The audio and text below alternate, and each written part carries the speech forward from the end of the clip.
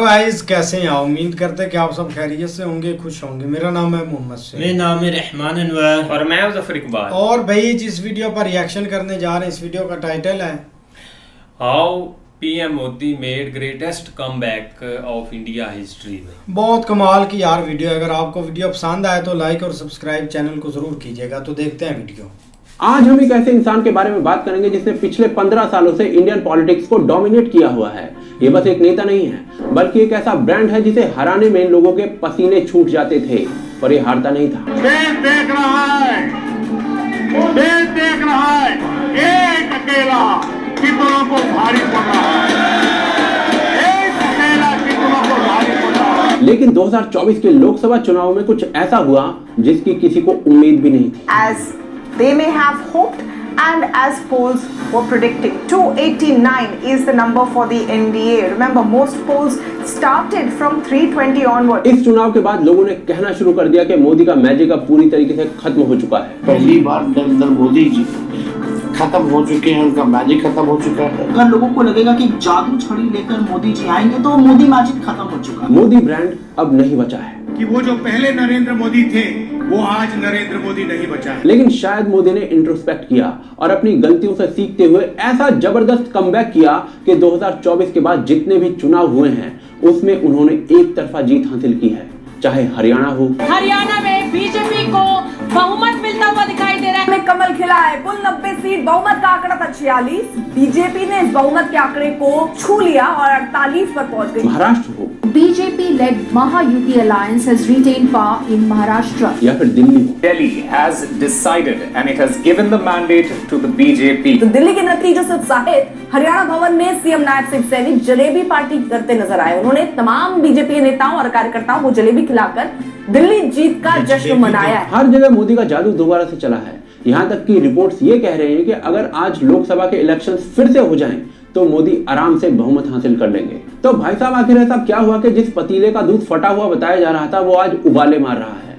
आखिर क्या किया मोदी ने ऐसा कि इसे भारत की राजनीति में अल्टीमेट कमबैक बताया जा रहा है? चलिए आज के वीडियो में इसे जानते हैं।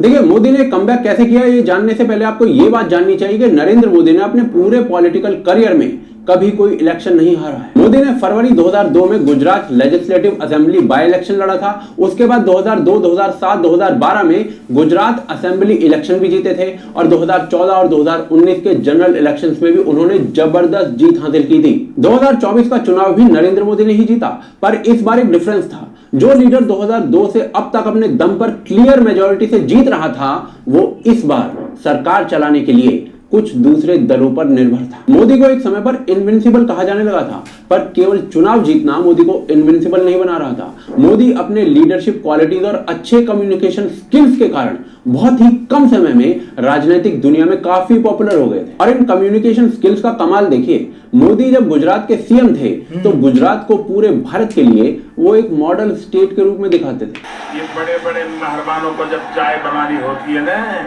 तो दूध गुजरात का आता है। और इस कम्युनिकेशन का रिजल्ट ये हुआ था कि देश में आम लोगों से लेकर बड़े बड़े उद्योगपति तक गुजरात मॉडल पर बात करने लगे थे। Gujarat as being a pioneer state. Gujarat stands out different and perhaps better than anywhere else in the country. जहाँ देखो Gujarat model, Gujarat model, Gujarat model, Gujarat model. और जब 2014 का चुनाव आया तो यही गुजरात मॉडल नेशनल पॉलिटिक्स में एक ब्रांड बन चुका था। बीजेपी जो एक अलायंस बेस्ड पार्टी थी, मोदी की लीडरशिप में एक सिंगल डोमिनेंट फोर्स बनने लगी थी और अपने दम पर सरकार बनाने लगी थी। यहां से मोदी की छवि चुनाव में अपने विरोधी का तेल निकाल देने वाले लीडर की बनने लगी थी।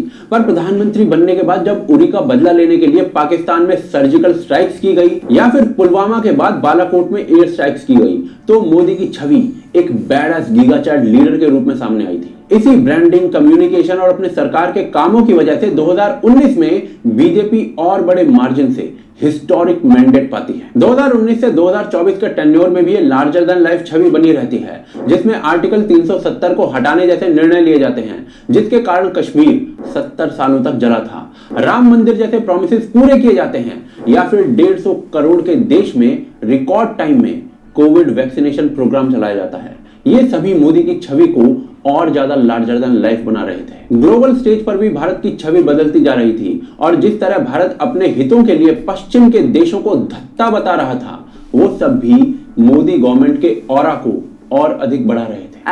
India is being asked, are you funding this war? So look, I mean, I don't want to sound argumentative, but then tell me, buying Russian gas is not funding the war? I mean, why is it's only Indian money and oil coming to India which funds, but it's not gas coming to Europe which funds? Modi की ये tough decision making की छवि जब government की आयुष्मान या सौभाग्य जैसी दर्जनों योजनाओं के साथ और इलेक्टोरल पॉलिटिक्स के माइक्रो मैनेजमेंट के साथ मिली तो एक के बाद एक चुनाव जीते गए। जहां बीजेपी का कोई नाम लेने वाला भी नहीं था, वहां पर वोटर बेस बढ़ने लग गया। पर इस इनविंसिबल छवि पर एक डेंट लगा 2024 के चुनावों में, जिसके बाद कहा गया कि अब मोदी का मैजिक समाप्त हो चुका है, मोदी खुद ही समाप्त हो चुका है। क्यों कहा गया ऐसा और कैसे मोदी ने की वापसी, जिसे ग्रेटेस्ट कमबैक ऑफ मोदी कहा जा सकता है, वो आगे देखते हैं। देखिए 2024 के चुनाव से पहले ना एक तरफ बीजेपी 400 पार के नारे लगा रही थी। अब की बार 400 पार, अब की बार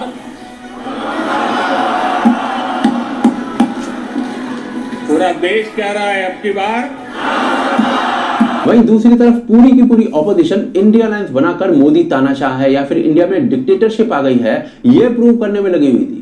नमस्कार दोस्तों, क्या हमारे देश में डेमोक्रेसी खत्म हो चुकी है? फियर मॉन्गरिंग किया जा रहा था कि अगर मोदी आया तो संविधान बदल देगा, रिजर्वेशन खत्म कर देगा। ऑपोजिशन ने इसे ऐसे शो किया कि अगर बीजेपी फिर से इलेक्शन जीतती है तो वो कॉन्स्टिट्यूशन में चेंज कर देगी। यहां तक कहा जा रहा था कि कॉन्स्टिट्यूशन ही रद्द कर दिया जाएगा, कास्ट बेस्ड रिजर्वेशंस समाप्त कर दी जाएंगी। यहाँ भी ये संविधान बदलेंगे कि अब चुनाव नहीं होंगे इस देश के अंदर और बस मोदी जी जब तक रहेंगे तब तक प्रधानमंत्री रहेंगे।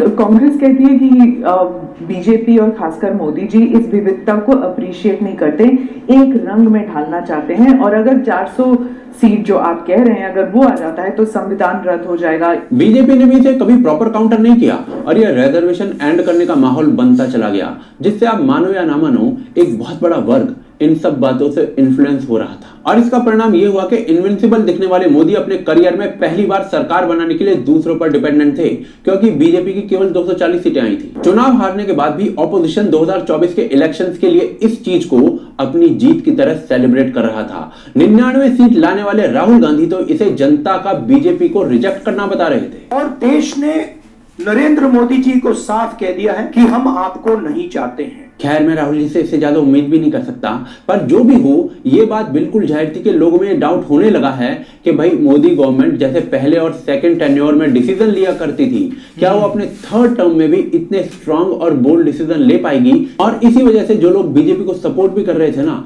उनके मन में भी एक डाउट आने लगा था कि क्या मोदी अब किसी मुद्दे पर उतना बोल्ड स्टांस ले पाएंगे, क्योंकि अब मोदी को छोटे बड़े हर डिसीजन के लिए नीतीश कुमार और चंद्रबाबू नायडू पर डिपेंडेंट होना था। इस सब का नतीजा ये हुआ कि बीजेपी कई डिसीजन लेने में डिले करने लगी और अगर डिसीजन लेती भी तो क्रिटिसिज्म के तुरंत बाद उसे वापस भी ले लेती थी, यानी कि यू टर्न ले लेती थी, जिसके कारण बीजेपी को यू टर्न की सरकार बुलाया जाने लगा था और बीजेपी के कई ऐसे बड़े डिसीजंस उस समय डिले हो गए थे। 10 नवंबर 2023 को मोदी गवर्नमेंट ने ब्रॉडकास्ट बिल के ड्राफ्ट को पब्लिक कमेंट के लिए रिलीज किया था, पर देश में भयंकर बैकलैश के बाद अगस्त 2024 में ब्रॉडकास्ट बिल के ड्राफ्ट को पार्लियामेंट में लाने से पहले ही विड्रॉ कर दिया गया था। 17 अगस्त 2024 को यूपीएससी ने 45 सीट्स के लिए लेटरल एंट्री की एडवर्टाइजमेंट निकाली थी, लेकिन इस एड के बाद बीजेपी गवर्नमेंट को उन्हीं की सबसे बड़ी इंपॉर्टेंट अलाइज चिराग पासवान ने काफी अपोज किया था। मीडिया, सोशल मीडिया और ऑपोजिशन ने भी काफी आउटरीच किया था, जिसके चलते ये एडवर्टाइजमेंट के 3 दिन बाद ही यूपीएससी ने लेटरल एंट्री वाली इस एड को कैंसिल कर दिया था। और इस वक्त की बड़ी खबर आपको बता दें, लेटरल एंट्री रद्द करने के लिए यूपीएससी को चिट्ठी लिखी गई है प्रधानमंत्री के निर्देश पर। इसके बाद 23 जुलाई 2024 जब इंडिया का इकोनॉमिक बजट अनाउंस हुआ था तो उसमें लॉन्ग टर्म कैपिटल गेन के इंडेक्सेशन बेनिफिट को खत्म कर दिया गया था, जिसके बाद कई बड़े पॉलिटिशियंस ने इस पर आउटरीच किया था। और बहुत महत्वपूर्ण हाथ जोड़कर विनती करना चाहूंगा, restore indexation on long term capital gain. Ma'am, पूरे दुनिया में इन्वेस्टर्स को इन्वेस्टमेंट्स करने के लिए प्रमोट करने के लिए इंसेंटिवाइज किया जाता है, इस देश में इंडेक्सेशन हटाकर हम इन्वेस्टर क्लास को डिसइंसेंटिवाइज कर रहे हैं इन्वेस्ट करने के लिए। इसके बाद यहां पर भी यू टर्न होता है।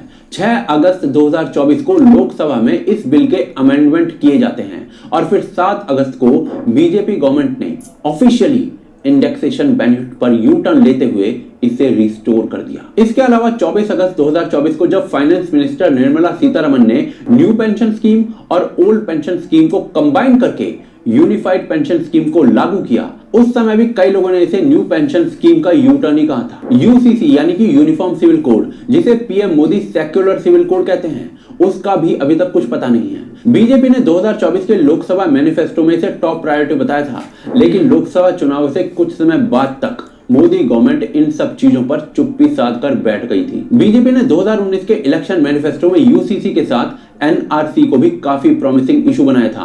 अमित शाह ने 2024 के पोल से पहले भी इसे इंप्लीमेंट करने का प्रॉमिस किया था, लेकिन सरप्राइजिंगली 2024 के मैनिफेस्टो में बीजेपी ने एनआरसी के मुद्दे को ड्रॉप तक कर दिया। इसे भी बीजेपी का एक यू टर्न ही माना जा सकता है और अभी तक सिर्फ आसाम में ही एनआरसी लागू किया गया है। बीजेपी के न्यू टर्न्स और इंपॉर्टेंट पॉलिसीज के डिले की वजह से लोकसभा चुनाव के बाद बीजेपी काफी वीक माने जाने लगी थी। कमजोर प्रधानमंत्री का नैरेटिव बनाया जाने लगा था, कभी मीडिया के द्वारा। सरकार के 100 दिन में यू टर्न हुआ है, लैटरल एंट्री पर, ब्रॉडकास्ट बिल पर, वक्फ बोर्ड पर, इंडेक्सेशन पर, एनपीएस से यूपीएस बन, और कभी विपक्षी पार्टियों के द्वारा। और नरेंद्र मोदी और बीजेपी को गुजरात में जैसे हमने अयोध्या में हराया है, वैसे ही हम गुजरात में इनको हराने जा रहे हैं। इसी कमजोरी को बड़े स्तर पर उठाकर पार्लियामेंट की फंक्शनिंग रोकी जा रही थी। फिच रेटिंग्स जैसी एजेंसीज कहने लगी थी कि बीजेपी के वीक होने की बजाय उसकी वीक मेजोरिटी है। ये सब 2024 का परिणाम करवा रहा था। एक चुनाव मोदी की छवि इनविंसिबल से कमजोर प्रधानमंत्री की बना रहा था, परंतु उसके बाद नरेंद्र मोदी का ग्रेटेस्ट कमबैक हुआ। कैसे हुआ यह कमबैक, क्या क्या किया मोदी ने इसके लिए, वो आगे देखते हैं। देखिए, लोकसभा इलेक्शन 2024 मोदी के लिए एक रियलिटी चेक था। पार्टी को क्लियर मेजोरिटी नहीं मिली थी और उन्होंने अपने अलाइज के सपोर्ट के साथ एक सरकार बनाई थी, पर बीजेपी ने शत्रुमुख की तरह बिहेव नहीं किया। उन्होंने इमीडिएटली कोर्स करेक्शन किया। बिना समय खोए बीजेपी की 40 टीम्स उत्तर प्रदेश के दौरे पर निकली थी, लोगों से बात की थी और 6 जुलाई 2024 को एक रिपोर्ट बनाई गई थी जिसमें भाजपा की इस परफॉर्मेंस के 12 रीजन बताए गए थे। इस इंटरनल असेसमेंट के मुताबिक हार की ना कुछ बड़ी वजह थी, पर सबसे कोर रीजन कुछ क्षेत्रों में दलित और ओबीसी वोट्स का एक साथ बीजेपी के अगेंस्ट जाना था और संविधान पर फालतू बयानबाजी करना था। इसके अलावा पेपर लीक, बीएलओ द्वारा वोटर्स का नाम काटा जाना या फिर टिकट डिस्ट्रीब्यूशन जैसी चीजें भी बताई गई थी। एक बड़ा रीजन जो इस पूरे असेसमेंट में नहीं था वो था आरएसएस को साइडलाइन करना। अब इस रिपोर्ट के बाद बीजेपी ने तुरंत अपनी स्ट्रैटेजी में चेंजेस किए। कास्ट पॉलिटिक्स भारत की राजनीति का सच है, हर पार्टी से कर रही है। लोकसभा इलेक्शंस में बीजेपी कास्ट डायनेमिक्स को समझने में फेल हो गई थी, पर हरियाणा में उन्होंने ऐसा नहीं किया। हरियाणा में कांग्रेस जाट वोटर्स को अपनी तरफ खींच रही थी, तो बीजेपी ने नॉन जाट कम्युनिटीज को जोड़कर अपनी पोजीशन मजबूत की। वही स्ट्रैटेजी महाराष्ट्र में भी दिखाई दी, जिसमें माधवा यानी कि MADABA फॉर्मूला यानी कि माली, ढांगर और बंजारी जैसी ओबीसी ग्रुप्स को जोड़कर टारगेट किया गया। महाराष्ट्र में ओबीसी कम्युनिटी जो है वो 38% पॉपुलेशन का पार्ट है और उनका इन्फ्लुएंस 288 में से 175 सीटों पर है और बीजेपी ने इसे एक स्ट्रैटेजी के रूप में यूज किया। एक और बड़ी सीख बीजेपी ने ये ली कि सबका साथ, सबका विकास, सबका विश्वास के बावजूद मुस्लिम वोट्स उन्हें नहीं मिल रहे थे। मोदी ने अपनी तरफ से मुस्लिम कम्युनिटी के लिए काफी वेलफेयर स्कीम्स इंट्रोड्यूस की थी, लेकिन फिर भी उनका वोट बीजेपी को नहीं जा रहा था। एक हार्श रियलिटी थी जिसे बीजेपी ने एक्सेप्ट किया और अचानक से मोदी के भाषणों से सबका विश्वास शब्द गायब हो गया। बीजेपी के लिए एक और बड़ा सेटबैक था ओवर कॉन्फिडेंस और एरोगेंस। उन्होंने सोचा कि भाई मोदी के नाम पर ही 2024 जीत जाएंगे, तो इस वजह से लोकल बीजेपी लीडर्स और वर्कर्स की जगह दूसरी पार्टी से आने वाले डिफेक्टर्स को टिकट दिया गया। पर यह गैम्बल ना बीजेपी के लिए बुरी तरीके से फेलियर साबित हुआ। 2024 के बाद जो 110 कैंडिडेट्स बीजेपी में आए थे ना, उनमें से 69 हार गए। एक और इंपॉर्टेंट चीज जो बीजेपी ने समझी वो थी आरएसएस की इंपॉर्टेंस। जेपी नड्डा जैसे सीनियर बीजेपी लीडर्स ने 2024 के चुनाव से पहले बोला था कि भाई साहब बीजेपी को अब आरएसएस की जरूरत ही नहीं है। जनता पार्टी किसी को सब्सक्राइब नहीं करती। भगवा does not mean Bharatiya Janata party. Bharatiya Janata party means सबका साथ, सबका विकास, सबका विश्वास, सबका प्रयास। और इसी कारण से आरएसएस 2024 के चुनाव में उतरा ही नहीं था और इसका परिणाम हम सब जानते हैं। लेकिन बीजेपी ने तुरंत अपनी स्ट्रैटेजी बदली, आरएसएस को वापस प्रायोरिटी दी और उनको डायरेक्ट बीजेपी के कैंपेन्स में इन्वॉल्व किया। आरएसएस ने आने वाले हर चुनाव में हजारों की संख्या में लोकल लोगों के साथ मीटिंग्स की हैं। इसके अलावा 2024 के चुनाव में टिकट बांटने में आरएसएस को लगभग पूरी तरीके से नजरअंदाज कर दिया गया था, पर अब ऐसा नहीं हो रहा है। टिकट्स आरएसएस के फाइनलाइजेशन के बाद ही कैंडिडेट्स को दिए जा रहे हैं। इसके अलावा जो एक वीक गवर्नमेंट की छवि बनाई जा रही थी मोदी की, उसे तोड़ने के लिए वक्फ अमेंडमेंट एक्ट 2024 जैसे कानून लाए गए, जो पार्लियामेंट पैनल से क्लियर हो चुके हैं और जिसे आज ही यानी कि 13 फरवरी को संसद में टेबल पर भेजा गया है। इसके अलावा संबल जैसे हिंदुत्व के मुद्दे अभी भी ओपनली इस देश में खुल रहे हैं। 2025 में Modi government immigration and foreigners bill लाने वाली है, जिससे इलीगल इमिग्रेशन पर क्रैकडाउन किया जा सकेगा। यूसीसी को लेकर भी मोदी गवर्नमेंट ने क्लियर स्टैंड लिया हुआ है कि देश भर में यूनिफॉर्म सिविल कोड लागू होकर रहेगा। बटेंगे तो कटेंगे और एक है तो सेफ है जैसे नारे दिए जा रहे हैं, जो कि एक सक्सेसफुल स्ट्रैटेजी साबित हो रही है। ये सभी क्लियर मैसेज दे रहे हैं कि हिंदुत्व के मुद्दे पर मोदी गवर्नमेंट झुक नहीं रही है। नीतीश कुमार और चंद्रबाबू नायडू को चुप रखने के लिए बड़े बड़े पैकेजेस दिए गए हैं। बाकी बीजेपी धमाकेदार वेलफेयर स्कीम्स ला रही है। फॉर एग्जांपल, हरियाणा में नायब सिंह सैनी की गवर्नमेंट ने अग्निवीर के लिए सॉफ्ट दिए, या फिर फार्मर्स के गुस्से को कम करने के लिए 10 क्रॉप्स पर एमएसपी अनाउंस की। महाराष्ट्र में बीजेपी ने मध्य प्रदेश की लाडली बहन योजना जो थी उसको अडॉप्ट किया, जो 2.3 करोड़ महिलाओं को बेनिफिट कर रही है। ऐसी कई स्कीम्स अनाउंस की गई हैं। वैसे मैं पर्सनली इन फ्रीबीज से एग्री नहीं करता हूं, इनको डिस्करेज करता हूं और केवल टारगेटेड फ्रीबीज जो होती हैं उनको ही एक्सेप्ट करता हूं।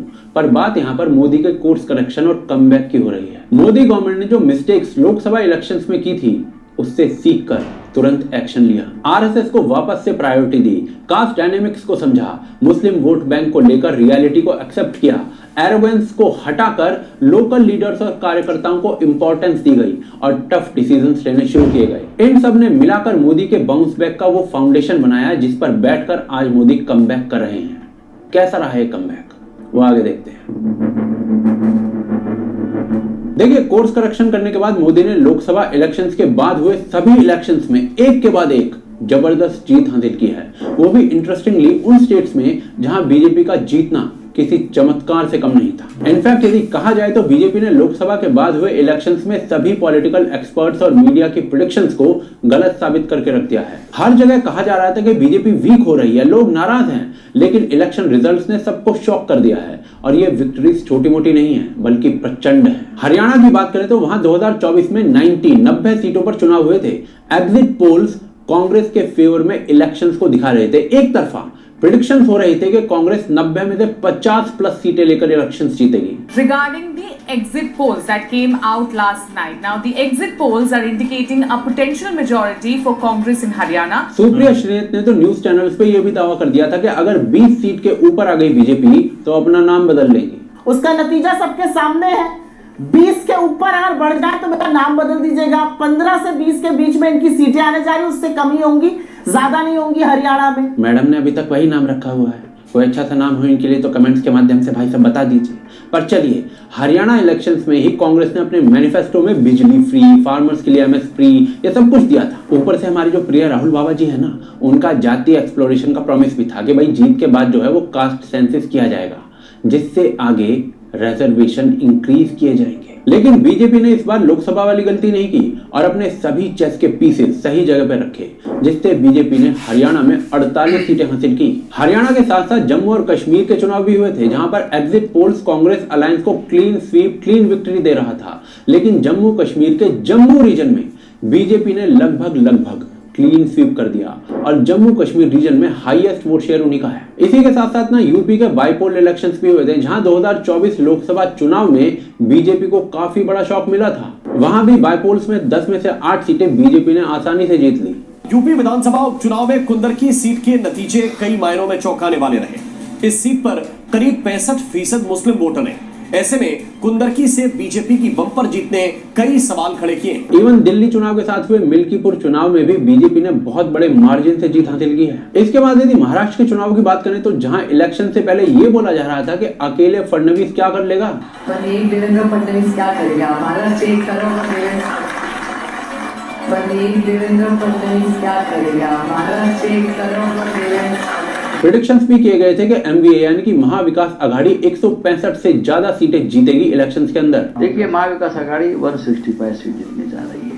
एग्जिट पोल के अकॉर्डिंग महाराष्ट्र में 288 में से एमवीए यानी कि महाविकास आघाड़ी को 165 से ज्यादा सीटें मिल रही थी। रितेश देशमुख के अकॉर्डिंग भी एमवीए ही सरकार बनाने वाली थी। महायुति महाविकास आघाड़ी की आएगी सरकार। पर भाई साहब हुआ क्या, बीजेपी लेड महायुति अलायंस ने क्लियरली 236 सीट्स लाकर आसानी से इलेक्शंस जीत लिया। और इसके बाद जो हमारे शरद पवार जी है ना, उनकी तो शायद चाणक्य की उपाधि ही चली गई। अपना तो आतंक खत्म हो गया यार। और भाई साहब अब देख लो, बीजेपी ने दिल्ली में भी एक तरफा जीत हासिल की है। वही दिल्ली जिसके लिए केजरीवाल खुद कहा करता था कि भाई साहब बीजेपी इस जन्म में तो आम आदमी पार्टी को नहीं हरा सकती दिल्ली में। मैं नरेंद्र मोदी जी को कहना चाहता हूं, मोदी जी इस जन्म में तो आप हमको नहीं हरा सकते दिल्ली के अंदर आम आदमी पार्टी। दिल्ली में 70 में से 48 सीटें बीजेपी ने जीती हैं मोदी का फेस यूज करते हुए, जिसके कारण फाइनली बीजेपी ने 27 साल बाद दिल्ली में अपनी सरकार बनाई है।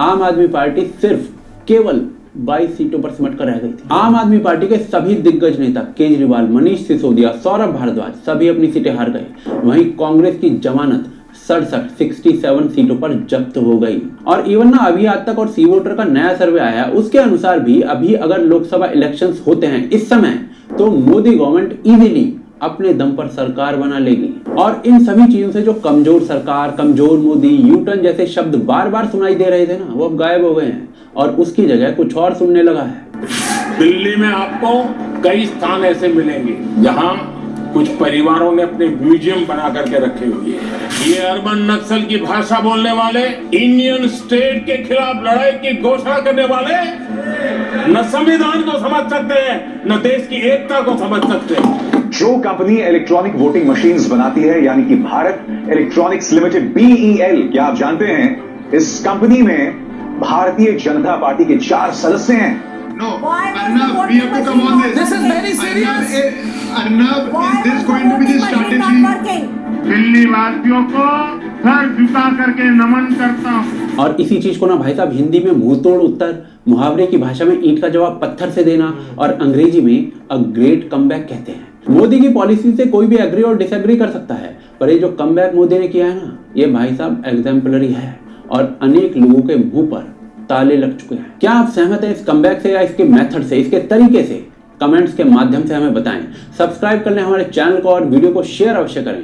इसी के साथ यदि हमें सपोर्ट करना चाहते हैं तो patreon.com और UPI के माध्यम से आप हमें सपोर्ट कर सकते हैं, जिसका लिंक आपको डिस्क्रिप्शन और पिन कमेंट में मिल जाएगा। साथ ही साथ स्क्रीन पर भी आप उसके एड्रेस को देख सकते हैं।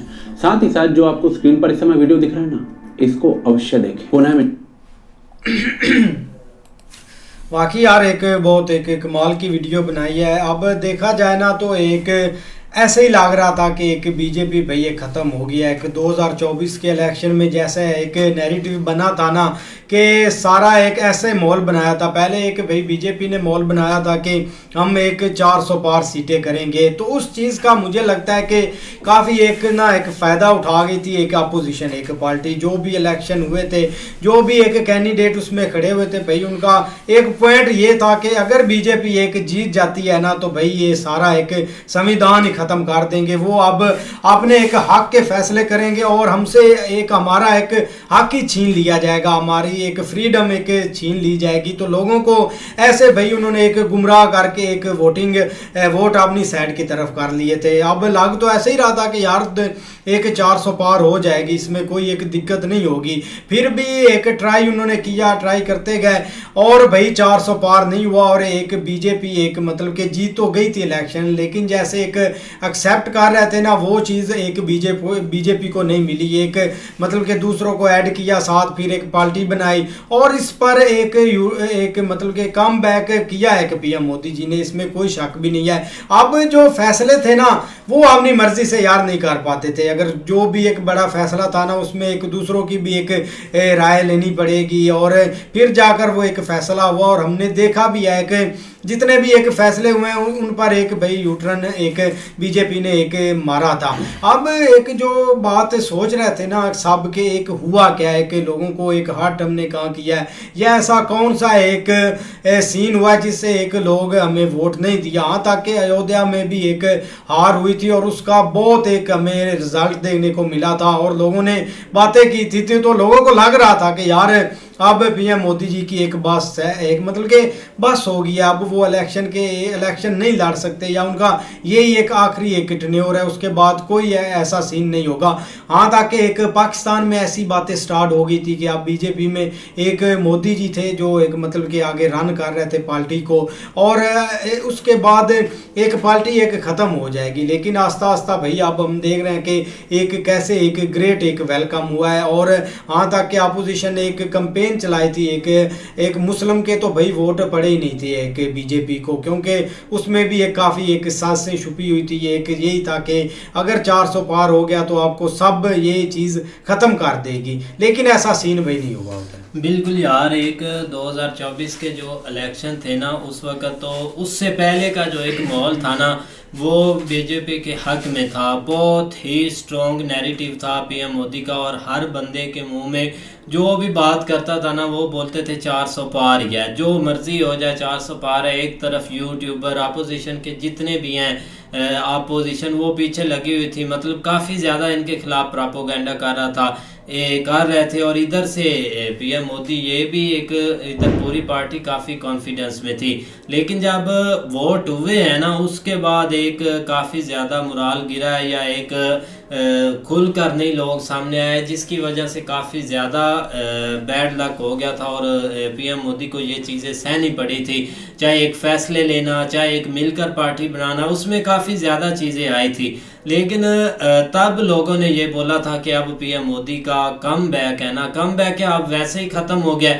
राहुल गांधी की बात कर ले या जितने भी एक बड़े बड़े नेता हैं ना उन्होंने यही चीज़ बोली थी कि पीएम मोदी अब कभी भी वापसी नहीं आ सकते या उनकी जो गारंटी है वो हर चीज़ ख़त्म हो गई है। लेकिन आहिस्ता आहिस्ता एक ऐसे नहीं बोल सकते कि इलेक्शन के 1 महीने बाद ही उन्होंने अपना कम बैक कर लिया। आहिस्ता आहिस्ता जैसे जैसे इलेक्शन होते गया, जैसे जैसे उन्होंने काम किया या एक सेम जो चीज़ें वो करना शुरू की ना, अब भाई उनकी एक वही पिक्चर दोबारा से उन्होंने अपनी एक मेहनत से बनाई है। मतलब ये जो 2-3 इलेक्शन हुए हैं ना इनमें उनको एक पता चला है पूरे इंडिया में एक पीएम मोदी का एक कमबैक हो चुका है या अब सेम वही एक पिक्चर उन्होंने सामने रख दी है।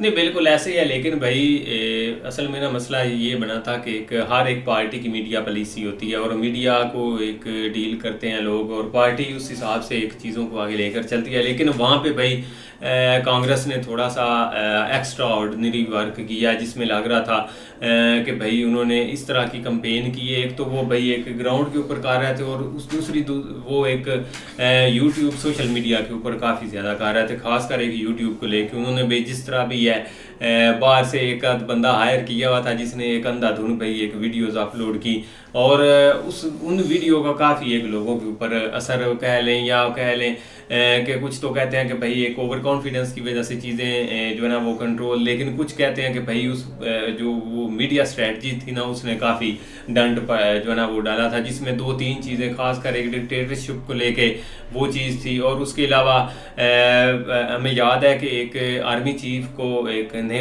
आर्मी चीफ हायर करना था तो उसको एक एक्सटेंशन जो पहला था उसको एक्सटेंशन दे दी थी कि ज़ाहिर बात है वो एक प्रैक्टिकली होना सही भी नहीं था कि एक इलेक्शन सार पे नई सरकार आएगी वो खुद ही एक आगे आर्मी चीफ से तो सेम टू सेम वो एक माहौल बन गया था कि जिस तरह पाकिस्तान में ये चीज़ें होती है तो सेम टू सेम इधर तो तब जाके जो है ना वो एक मामला एक ख़राब हुआ। लेकिन फाइनली जो उस वक़्त के बाद भाई एक स्टेप बाय स्टेप जो चीज़ें उन्होंने भाई एक वहाँ पे गलत की उसके ऊपर फौरी एक्शन हुए और उसके रिजल्ट जो है ना वो 3 रियासतों में हमने देख लिए हैं। क्या भाई एक ग्रेट कमबैक किया है। नहीं, बहुत एक अब देखो ना, एक दिल्ली में एक लाग ही नहीं रहा था कि एक भाई एक बीजेपी की एक हुकूमत आएगी या इधर इलेक्शन एक जीतेंगे, क्योंकि एक जो दूसरी पार्टी है भाई उनको भी एक इतना कॉन्फिडेंस था कि हम कभी भी एक दिल्ली से नहीं हारेंगे। तो अभी भाई देख लें, एक बड़ी एक मिकदार में और एक बड़े एक वोटों से एक लीड लेकर बीजेपी एक जीती है।